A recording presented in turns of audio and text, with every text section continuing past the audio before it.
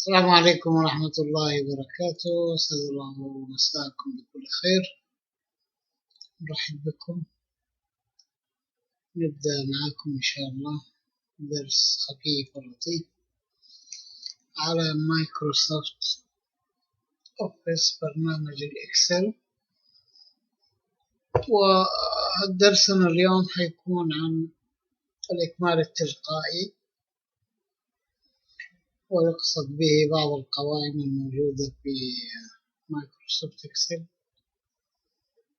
زي مثلا عندنا لو في ترقيم متسلسل راح نكتب الرقم الأول اللي هو 1، ثم نتوجه إلى الركن الأيسر السفلي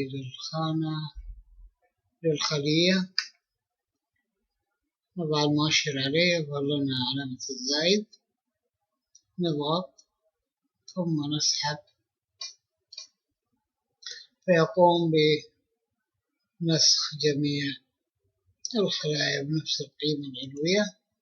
إذا حبينا نغيرها إلى تسلسلية نضع تعبئة السلسلة فيقوم بترتيبها. كل ما زاد معنا العدد كل ما نفعله هو زيادة التحديد فيتغير، أو تقليصه فيتقلص. هذا فيما يخص الرقم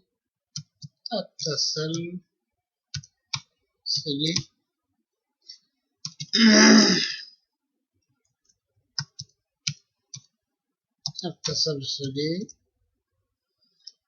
وعندنا اللي هو نفترض عندنا أيام الأسبوع، نبغى نحطها في قائمة، نكتب اسم اليوم اللي نبغى نبدأ فيه، وفي هذا المثال حيكون يوم الأحد. تضغط في نفس الموقع السابق اللي هو في ركن الخلية وتفلت فيصل عندك قائمة بأسماء أيام الأسبوع. كل ما زدت كل ما عادها وكررها. وإذا خلصت نفترض أنه نحتاج أيام الدوام الرسمي بدون الإجازة. في أيضا اللي هي أشهر السنة موجودة زي ما تشوفون الآن. نبدأ باسم محرم، نسحب الرقم إلى ذي الحجة. شوفوا ماشي معنا. وزي ما انتم شايفين هذا هو اللي حاصل معنا، وشكرا لكم.